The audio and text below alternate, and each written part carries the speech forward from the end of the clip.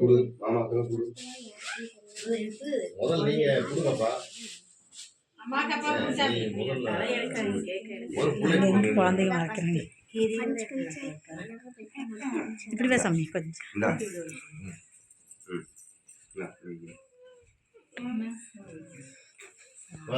கொஞ்சம் செல்லு கூட பிடி. ஏன் வாங்க வாங்க அப்பா கொடு.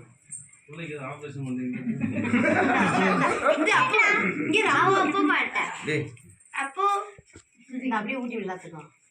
குழந்தைக்கு பூரா கொடு. ஆகிட்டே அப்பு